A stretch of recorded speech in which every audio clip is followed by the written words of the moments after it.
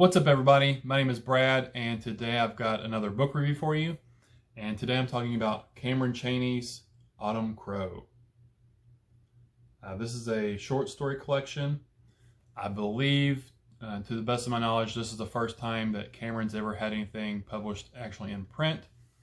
One of the short stories in here, There Are Monsters Here, was previously released as an ebook, but it's been included in this collection in print.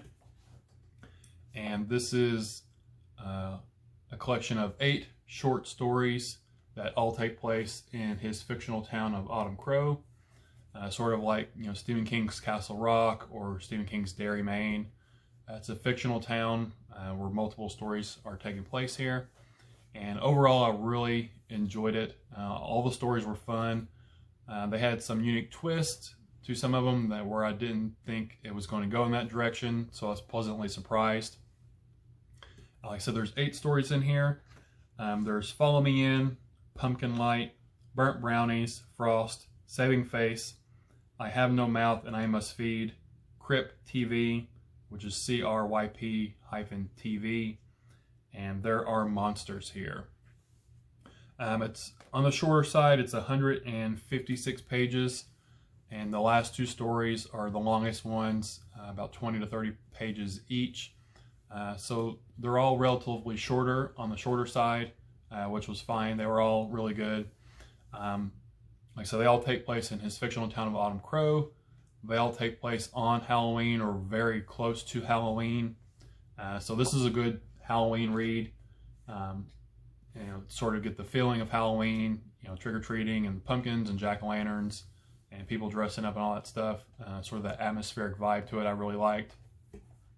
If I had to pick a favorite story out of here, I think I would have to pick I Have No Mouth and I Must Feed.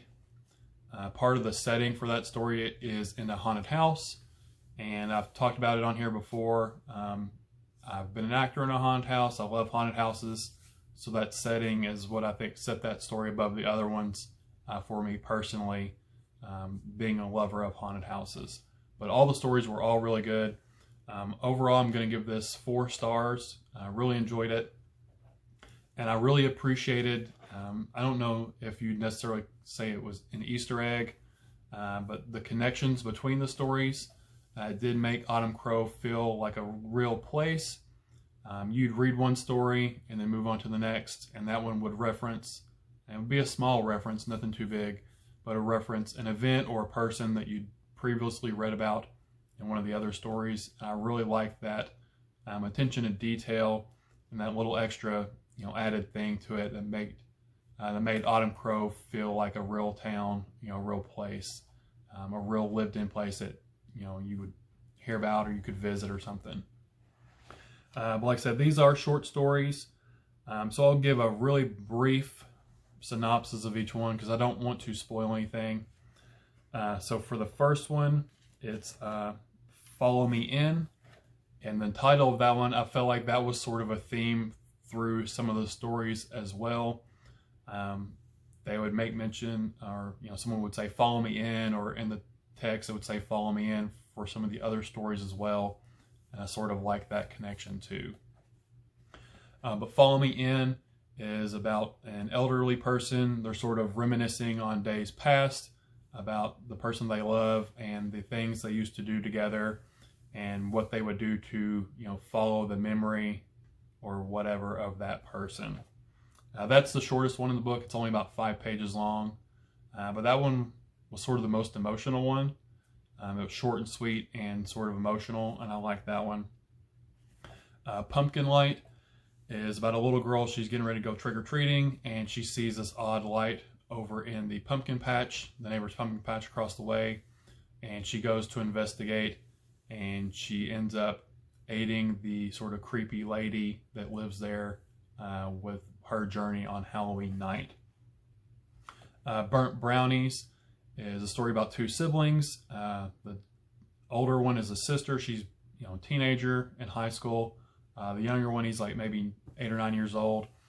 He's wanting his sister to take him trick-or-treating. She won't do it because she's having a Halloween party, and things ensue. the little boy sort of sees things, and I don't want to give spoilers away for that one, but you know, something happens, and I'm just going to leave it at that for that one. Frost was a really good one. It's about a boy who he doesn't like where he's at with his family situation, so he decides to run away from home. He gets drawn to Autumncrow. He sleeps the night in his car, and his windows get frosted over, and there's a stranger that comes knocking on his door. And that's sort of a vision, possibly. Not really sure, but I love the ending to that one, how it all came around full circle. That was a good one. Saving Face is about the forest or the woods around Autumncrow. People don't go in the woods because there's creatures and monsters and things in the woods that, you know, people go in and they don't come out. Children go missing a lot. And this one's about a homeless man and his venture into the woods, and then his encounter with a young boy and his father, sort of his abusive father, an encounter with them. I Have No Mouth and I Must Feed. This one, after I read this story, I looked it up online, and I'll put a link to the video I'm talking about. I just searched Tara the Mannequin, and like I said, I'll put a link to that video down there. But this is the one about the haunted house, and they have animatronics and things, and one of the guys creates this animatronic based off this viral YouTube video, which I didn't know. I've never seen the video before. I didn't know it was real. But like I said, I did look it up, and it was a viral video. It has like 10 million views. But it's about this weird mannequin that someone has programmed, and she's singing in this sort of weird high-pitched voice. And sort of the theories around it is that it was made by a serial killer, and you know, he killed people and dressed the mannequin up in their clothes. And there's one point in the video where it's a weird, awkward cut to just like trees in someone's backyard, and it zooms in, and that's supposedly where he buried the bodies. But the story, this story is about that mannequin, and the main girl's name, I think her name's Ellen, is scared of the mannequin, but they're putting it in the haunted house, and sort of what goes wrong with the mannequin. Crypt TV reminded me of, and I'm totally blanking on it now, I can't think of the name of the show. Had the Crypt Keeper in it, Tales from the Crypt. Sort of reminded me of that one.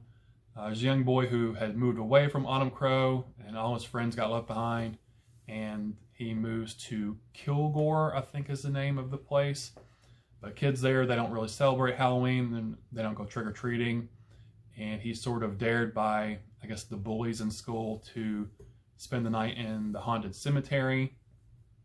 And he discovers some things there that lead to him having a much better Halloween night than he anticipated, possibly.